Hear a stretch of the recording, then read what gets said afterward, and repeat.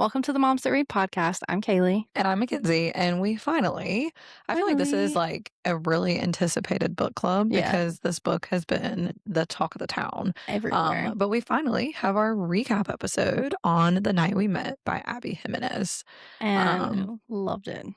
I'm so glad for you because you've been anti-Abby Jimenez for a year now. Like, Say You'll Remember Me. Is that it? Yeah. Okay, yeah. Yeah. And this is part of that, like, the couple from Say You'll Remember Me is in here. Who? Xavier and Samantha. The one who lives. Yeah.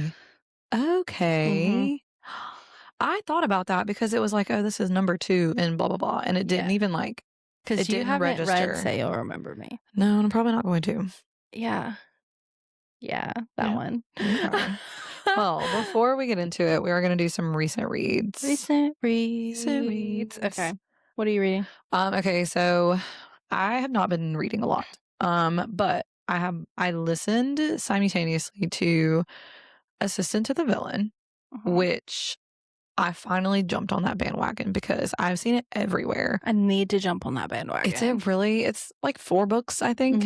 The Yearning, like these people, it's also very office-y. And I giggled, like it was very dry sense of humor. I love that. And just moments where you're like, what? These people are stupid. Like it was really funny. And it is a fantasy where it's like this whole new world that's created.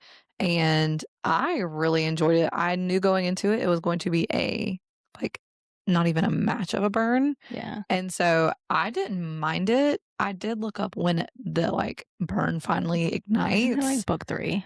They kiss in the end of book 2. Oh my gosh. But because of how well it was done in the first book, I am intrigued and I'm probably going to finish the series. I love a slow burn though. I do too. And because it ended on a cliffhanger and they both are obsessed with each other and they have no idea. So I just wrapped Assistant to the Villain for the blind books at the bakery. Did you? And on the front of it, I put slow, and then underlined it 3 times. Literally. But then on the opposite side of that, I also just read on my Kindle The List of Things by Emma Miller, which I really liked. It was an interesting take. Usually it's like the guy who is the womanizer and the girl who's the slow and steady. Opposite roles. So I thought that was really interesting because he was a committed guy and she was like, nah, I'm not in it for the relationship. Okay. So it was good. And they're in college. I'm kind of digging that. The second book, fun. You already know who it's going to be. And I'm curious because it kind of backtracks a little bit for the second book because you kind of see the relationship unfold in the first one. And then the third book is his sister from the first book. Okay. So that's interesting. It was good. I liked it. I am listening to Fever Dream by Elsie Silver. Yeah. I think you're going to love that one. Okay. Because it's but you haven't read the Chestnut Spring series and it's Theo Silva. So do I need to, which one though? It's the third one or fourth one. Can I just jump into it? Yeah. Okay. It's they're so interconnected Reckless and then read it. But I mean, it doesn't have anything really to do with Theo Silva, other than that they're rivals. Okay. But it's funny because the guy who is the MMC is sprinkled throughout the Chestnut Spring series, and I had read it so long ago that I kind of forgot. Okay. Until she's bringing it back up. So it's Theo Silva's sister. And his biggest rival. Reality TV, he's basically the marry the farmer guy. Farmer wants a wife or whatever that you see all over TikTok. Yeah. But it's bachelor style. So he's dating all these girls. I love a good bachelor style book. But she is the producer, one of the... So she's not even involved. She's not even involved. She's the one putting on the show. Helping on the show. So, yeah. I kind of love that. And then I'm reading Ambrosia, which is the second book. Frost and Ambrosia, the Frost and Nectar series, which really throws me off because I don't understand it. I literally went to go look up the second book immediately after I finished the first, and I typed in Nectar, and I was like, this is not popping up. I did the same thing. This is not popping up. Why are you going to name it the Frost and Nectar series if you're going to name the second book Ambrosia? But that's the only problem I have with hold on. I looked up what Ambrosia meant. Because that's stressing me out. Because I was like, why is that? But if you want if you loved Crescent City and you're looking for another book that fits like the mixing the fantasy with real life world vibes, then you need to read that one because what is it? Immortality. Okay. That tracks kind of as of right now. Oh, in mythology, it's the food of the gods. Okay. Still doesn't make any sense. You could have just named it Nectar or Frost and Ambrosia for the for the series. But it's a really good book. I finished and they're both like 300 pages. I finished the first one in 2 days and I'm like halfway done with the second one. Yeah, and then you'll actually be done with the duology. Yeah. It'll be a completed series. Maybe we can do an episode on those. It's been a minute. Maybe we can see if she'll hop on the pod. Oh my God. Yes, because I'm also obsessed with Avalon Tower. Yeah, I need to read that too. I put it in your jar. Because I love me some C.N. Crawford. Okay, yeah. Highly recommend the Frost and Ambrosia. It's such a good blend of the modern and... I would even go as far to say is that's a very like intro to fantasy like 100%. book. It's so easy to read. 100%. It's so easy to read and it mixes like real life with fantasy and it's easier. Like in my head I was like, okay, I can actually visualize this a little bit better. I was so laughing when she showed up with Indian food.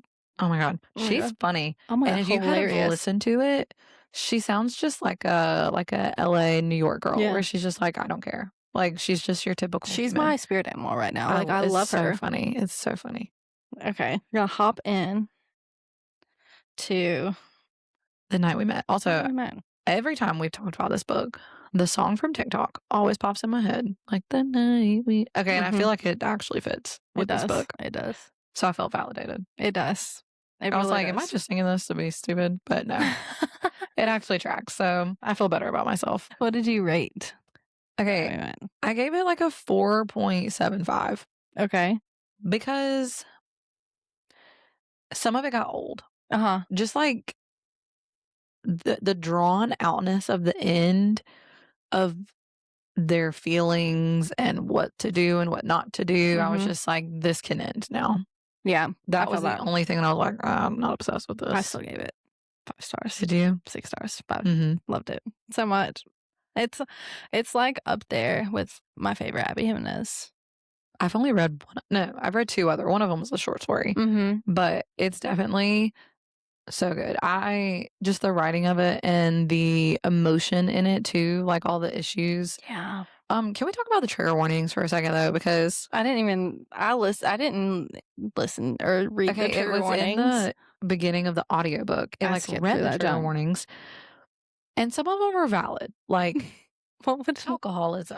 Yeah. And like that is like forced physical contact. Like that is very valid.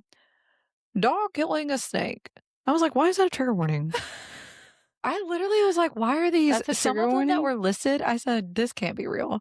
Like, how do you go from alcoholism and cirrhosis of the liver to dog killing like wildlife? That was a trigger warning? And it mentioned it, and I was like, what? I wonder if that was like supposed to be a joke.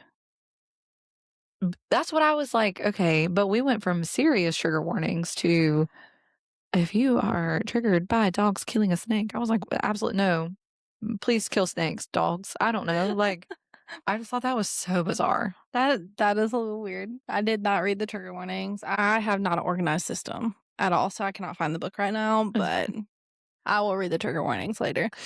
I was very, very excited that this book was actually good because of, like we said, the last book was not it for me.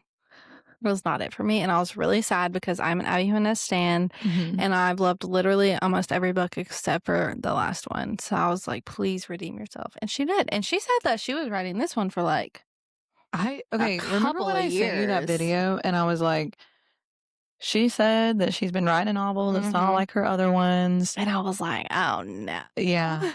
No, she knocked it out of the park. This is how you do a love triangle, honestly. Like, I am not a fan of a love triangle, but this is how you do a love triangle. Okay, I know this was a perfect segue into what I was going to want to chat about. Okay, so I was going to look at 1-star reviews. And I honestly had not really thought about what that meant. But it was... a lot of people are saying that she emotionally cheated.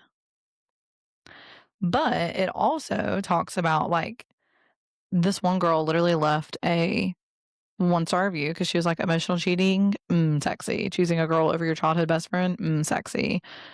Being stupid at the big old age of 30, sexy. Ignoring the fact that your best friend is an alcoholic, even though your only personality trait is your mother died from excessive alcohol use, sexy. And obviously that's all sarcasm, but, like, do you think she emotionally cheated? Do I think she emotionally cheated? No, I don't think she emotionally cheated because... Was she aware of her feelings the whole time? I think... Because she talks I don't about, think like, she choosing a was. different car. I don't think she was. I think in the beginning, you know? Mm-hmm. I don't think she was in the beginning. But, like, as I think she kept hanging out with Chris, I think she became more aware that she went into the wrong car. You know what I mean? Right. Especially after her mom pointed it out. Right. But also, I think she probably was, like, in denial, like, no, I have a good thing going. Like, finally, my life is getting stable. I'm not going to ruin that. Like, so I think they were both actively denying it, even though they both had feelings for each other, obviously. Would you say that she was kind of an idiot when it came to the red flags?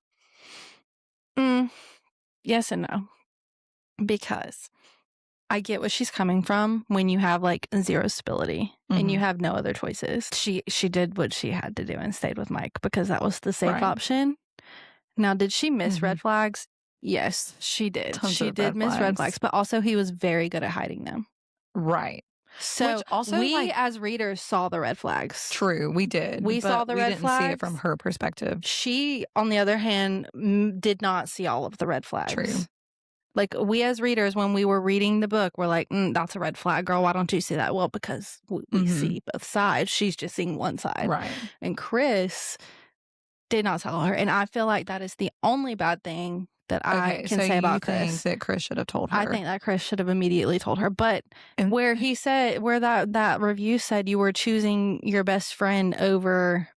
I didn't think he your did. Girl over a best friend. No, he covered for him and covered and bought gifts to make her think that that he was fantastic. Right. So no, I don't think that he chose. And then I feel like at the end too, when it looks like he was choosing her over Mike, like, I feel like he was forced into a position, and, like, if it's toxic, you got to cut it out. Exactly. Because at that point it was toxic because he had been trying to get Mike to get help. I feel that, yes, 100%. And, like, you cannot help someone, again, who does not want to be helped. 100%. Mike did not want to be helped. You have to let that person hit rock bottom, and then they can make that choice for themselves.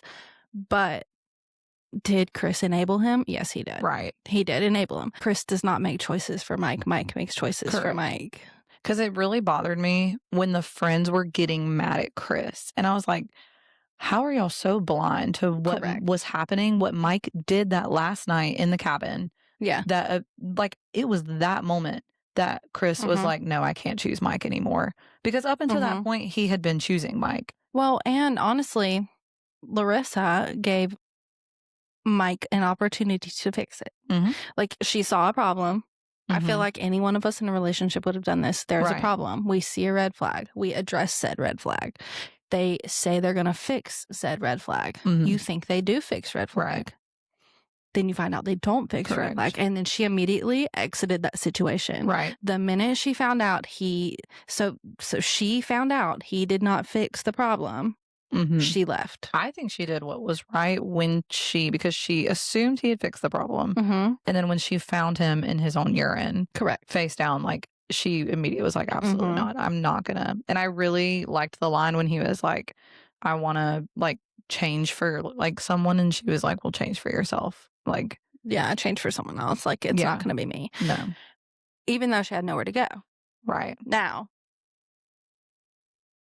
could she have stayed with her friend? No, because she literally had nowhere else to go. So she had to stay with Chris. You're right. She had to stay with Chris, which Chris obviously was obsessed with her. So he was like all for it. Obsessed, yeah. Honestly, I love Chris. If a man treated me like Chris did. I wish he didn't. Was her name Heather? Or what was that girl's name? Heather. I think it was Heather. Like how, Like, don't bring the girl to the cabin. Yeah. Like, that was not fair to her. It was not fair. What she admitted. He did. He did admit he was wrong with that. He said, I should not have done that. But also, he didn't want to cross the line with Larissa. He was trying to get over her, which understandable. Right. Again, I don't know. I was like, wow, what a messy situation. It was so messy. I loved it, to be honest. I loved the messy. And I think both of them did the best with the situation that was handled, because her mom pissed me off. Oh my God, I hated her mom. I hated her mom. And at the end, when she was talking about Phil dumping her and all this stuff, I was like, thank you for finally realizing not to walk back through that door again. Thank you. Oh, for sure. I think Chris was like beating himself up when he realized that if he could have just been a little like nicer that day. Yeah. Things would have ended up differently.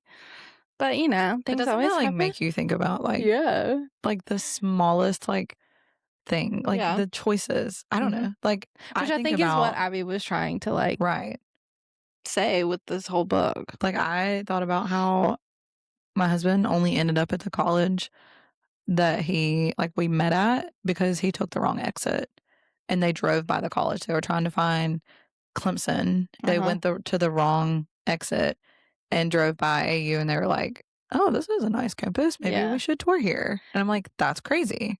Well, me and Brandon only met because he came to vacation in Myrtle Beach, and I popped up on a People Near You. Right. And he messaged me.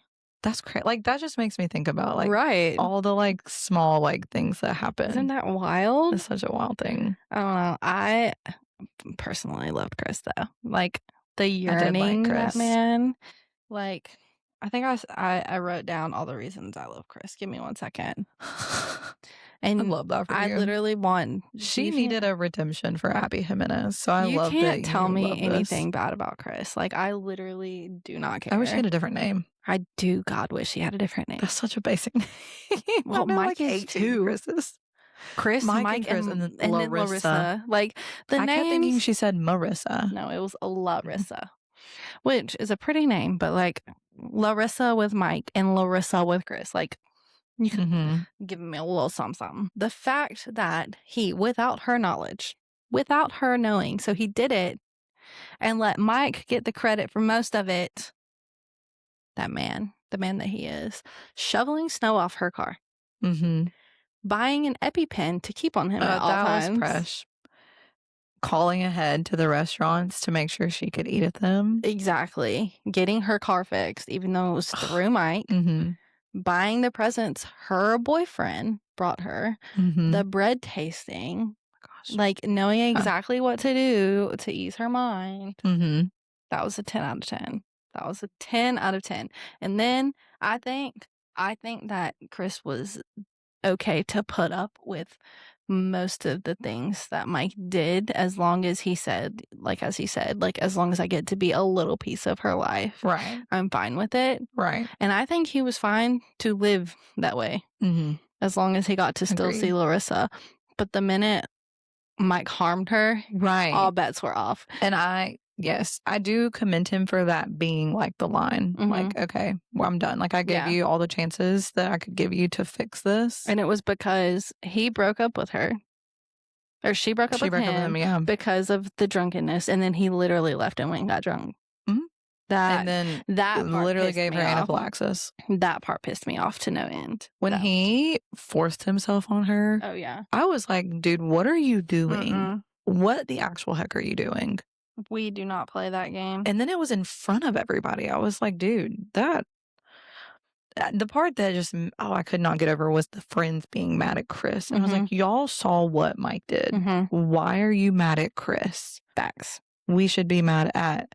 And then, Mike's mom. She is on my top 10 villains list. Like, the whole conversation of when she went in and was like, I changed the menu. Oh, yeah. Oh, that made me like rage on the road. I was like, there's no way this woman just did this. She was like, I'm going to protect my son. Okay, well, maybe get him some help because he's not well. Well, okay. I will say at the end, Mike slightly, ever so slightly redeemed himself whenever he cut off his mom and sister for how they treated Larissa. Correct.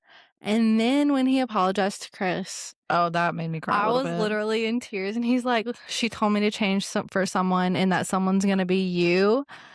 I was like, okay, Mike, I get it. I get it. I love that so much. I love that so much. And when you told me that you cried at the end, and I was getting closer to the end, I was thinking to myself, what is she gonna cry about? Yeah. And then the interaction with Mike and Chris, and that ripped in my heart. I was like, that's so precious. It is.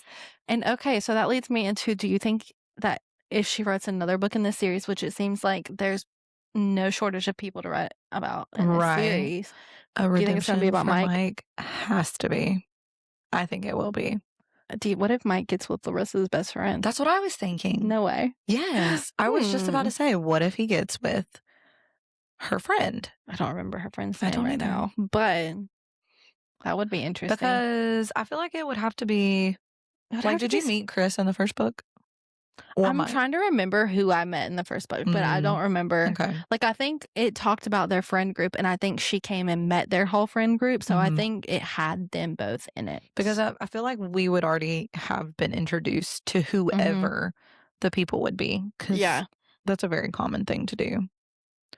Were you surprised as I was with there being no spice in this book? Yes. I was genuinely shocked. We got to 85%, and I said, well, only because maybe it might have been further along than that when I thought that something was going to happen between Larissa and Chris. Yeah. And then when nothing happened, but the scene had passed where they kissed, I said, I don't think she's ever, like, and I know it, well, yeah, I don't think she's ever written a closed door book before.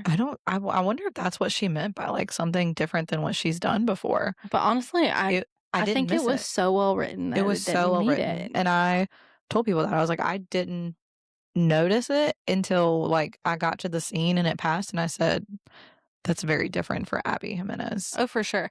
And I love, like, Abby is always going to bring in something for comedic relief, and that was the dog. The freaking dog. Oh my God, that dog was so funny. I was like, this dog is feral. I loved the needs dog. all the shots in the world. Like, he needs to be vaccinated about everything. There's going to be so many rabies. And then I was cracking up at that dog. And then, like, the blood water. That was funny. I would have vomited, though. That's like 100%. Disney water. 100%. That's what I was imagining was the Disney water. But, yeah. If you ever go to Disney, their water tastes like straight rusty pipe, like metal. So metallic. I don't drink the refillable stuff. I cannot. I will buy a $5 water bottle every time. Every time. Or wear 10 pounds on my back. No, Caleb will wear 10 pounds on his back. Caleb will. Oh gosh, no. I had some of my favorite quotes from the book that I was going to read. Let's hear them. Because I probably loved them too. I just listened to it. There needs to be a setting. A pause and highlight. Correct. Highlight previous sentence. Correct. Maybe that's how you learn truths about yourself when you're withered down to nothing. So it's easy to see what's left. And that's, again, like you have to let them get down to the nothing. I would spend my existence silently cherishing a woman I'd never have, someone I'd never kiss or even hold hands with. This was my curse, the future I was condemned to never truly be happy or to be happy for him, because he did not blanking deserve her. Which facts, he didn't. He did not deserve her. I feel like he maybe could have eventually been the man to deserve her, but he didn't want to change for her. No, he didn't. But you could obviously tell that Larissa and Chris were meant to be. Like, even he said, I noticed that. Yes. Because, okay, anyways. Love is self-sustaining. It doesn't get weak and die when you don't feed it. Even when I put it away, locked it up, shut it in the deepest recesses of my heart, I still loved her in the dark.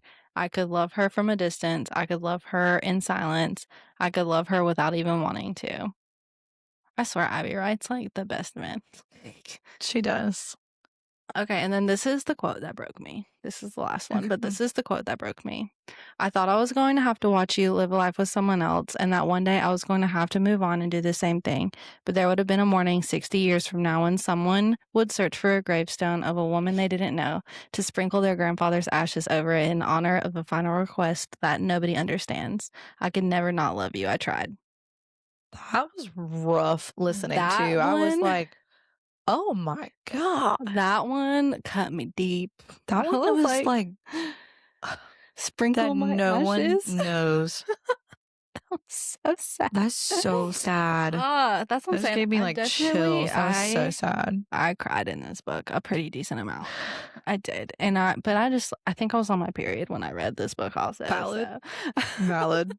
I was like double whammy right here. All the hormones. I think that Larissa was probably like one of the best FMCs that I've read in a romance book. Oh, she was so good. Like her just consistent determination to not fail, and like picking up where her mom slacked. Like she was working 87,000 jobs and her mom was just piggybacking on her. Yeah. And taking advantage of like what she was willing to like work for. But the yearning that Chris had, like the amount of yearn, and we love a book that yearns. He said, I'll literally sign $2,000 over to you here. Here, take it. Take all that's my mine. Money. It's yours. Because that was the other thing. Like he didn't just want her, like he wanted her to be successsul on her own because that's what she wanted. Right. She wanted to be independent and he wanted to help her get to that point. Right. He didn't want her just to be like reliant on him. Right. Which we love that. We love a supportive king. We are going to switch it up for next month for books. We're just making it an executive decision. It's a dark fantasy romance. Love. It's called Crown Me Dead by Liv Zander. And we have heard Jordan from What Jordan Reads talk about this book nonstop. So we are listening to her because she has not steered us wrong yet. And we are going to read this one. It is a duology, a short duology. Love that. The first book is only 270 pages. So definitely hop on and chat with us about that on our Fable. We have been slacking on there, but we will do better, I promise. Especially if it's a short book. It is a gravedigger's daughter accepts a cruel bargain to seduce a rotting king and die so her brother can live, but she plans to bury those who think she's a pawn. And Jordan was like, it was love, loss, and grief, and what it truly means to live despite the circumstances. And she said it was the most painfully heartfelt, beautiful love story she's ever read. So terrifying, actually. That is enough to sell me. Correct. And the fact that it's only 270 pages.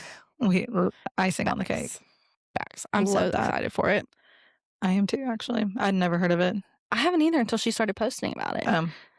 That. I've never seen it until she was posting that. Like it made her sob, and I'm like, bet.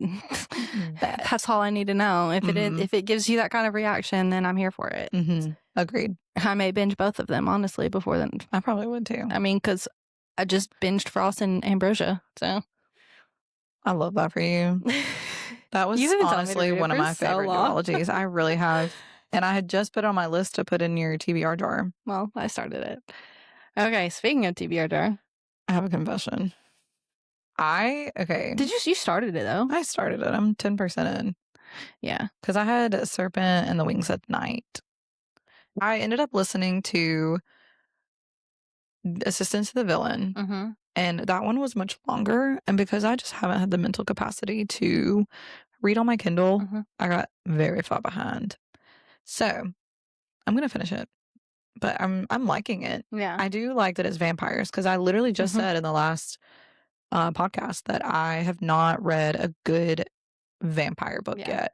No, I absolutely adored 5-starred the first one. Okay. The second book I gave 2 stars. Ew. So many people have said that too. Ashes and the Star-Cursed King. Why? Big thumbs down. It just kind of sucked. It just really did not give what I wanted it to give. Honestly, it could have been an email and you can chat GPT it, or I can just tell you how it ends. Yeah. Okay. It was I might not have to do that then. That sucks. Speaking of sucks, The Silversmith was the biggest letdown. I haven't read it and I put it in her jar. Well, it's fine because you wanted to read it too. I do want to read it. No, you don't. I don't? No. So I'm not going to like it? It's got so much hype right now. It's just literally every basic fantasy. There's nothing. Different. And I put that I didn't like it up on TikTok and I got some haters. And I was like, listen, reading is subjective. So it really is. I don't know why people get so bent out of shape about people's opinions. I don't want to guess the ending or like what's going to happen at 20% in. Oh. I want to be surprised. I want there to be a shock factor. And everybody was like, yeah, you guess the point was to guess what was going to happen at 20% in. And I'm like, no, that's not how I like my fantasy books. I'm so sorry. I don't think that's a correct assumption about reading. No, they said I missed the point. Like, I didn't miss the point. I just didn't like the point. Basically, it was just like this. There may be some spoilers. I'm going to try not to spoil it. I'm just going to give a very vague overview. But this girl was in a cabin. She thought that she was like adopted. Her parents abandoned her. Everybody abandoned her. She was living by herself in a very poor. And then all of a sudden, this man and girl show up to save her because she's a secret person put into hiding. Sounds about right. Every freaking fantasy book ever. There was nothing special about it. Oh. Nothing Not special. even the magic system? No. It was basic. It was so basic. I don't understand really what annoying. everybody was liking it. Okay. There was one thing that was like interesting. And I'll tell you off this. Okay. But like, that was it. And like I said, don't like not read it. Just don't expect anything life-changing like everybody on TikTok was making you think. It's just a basic fantasy. That's valid. It wasn't terrible, but it wasn't good. You know? Yeah. It was just fine. So I think I had it too hyped up in my head is what the problem was. Probably. I was expecting nothing something but like raving fantastic things about it. Yeah. And but that wouldn't be the first time that TikTok did me dirty, so. I saw this one about the Abby Jimenez book that said the day that Abby Jimenez's books found TikTok was the day they died. Oh my God. I was like, wow. That's like really extra. That's brutal. It is brutal. All right. I need to add more next time. I only added like a few. And they're all fantasy except for one. Oh God. Yours are all romance. Oh, okay, of course. We're making each other branch out. It's we fine. We are. Okay. I feel like I've definitely read more romance than I have fantasy though. Okay. A Queen This Fierce and Deadly. Oh wait, put that back. Get the third one then. Hold on. This is it. So put that back and trade it for this one. Was that the third book? Yeah. Okay. The third book. A Crown This Cold and Heavy. Can't wait. I've been begging her to finish the Kingdom of Lies series by Stasia Stark. I genuinely think I read the first and second book a year and a half ago. Yeah, you did. I listened to those 1 through 4 straight through. Like I loved the first and second one. Loved it so much. Better. Like it just like it's such a good ending to the story. I don't know why. I just stopped reading it and then I just haven't gone back. I don't know why. That makes me happy. Fever Dream. Yes. Okay. It's on Audible. I'm gonna need you to log back in. Hoopla. Oh, good. Okay. It's on Hoopla. Yeah. Okay, good. Do you need me to log back into my Audible? Well, apparently I didn't actually cancel my Audible account and I got an email that was like, oh, you got a credit. And I was like, what the heck? I didn't mean to do that. And so before I canceled it and lost the credit, I got A Tongue So Sweet and Deadly because I've been dying to read that book. So after I listen to that. That's good. Except my problem is I want to start Crescent City next. Yeah. Like I really have to start Crescent City if I want to be done. You need to start Crescent City next. I know. You're going to love it so much. Oh. Especially if you loved Frost so much. I'm not like dreading it, but I'm just like, I just know I got to get 3 books done by the end of the summer. Okay. So next week we have a fun episode. Yes. Next week we're going to be interviewing Courtney Walsh. We are so excited about this. I think we've been trying to get her on for probably a year. Probably. I feel like it was probably a year. Probably a year. We love Courtney Walsh. We love everything she stands for. Yeah, love her books. Everything she writes. She just seems like a fantastic human being. I love her books. I think I've read her hockey little trilogy like twice. I've definitely read the My Phony Valentine twice. Maybe the third one. Oh, that one was good. That one was so good. And then she's coming out with a new book, which is why she's doing a bunch of podcasts right now, which praise the Lord, because she decided to come on ours. But appreciate it. Yeah. Tune in next week so we can chat with Courtney Walsh about all things romance. All things romance. I have no idea what her new book's about. Like, she does a really funny twist on romance sometimes. She does. And they're good. They're like light. I need to look up what her new book's about. I know, me too. Because I don't know. I haven't been like keeping up with book news. No, I've been stress packing.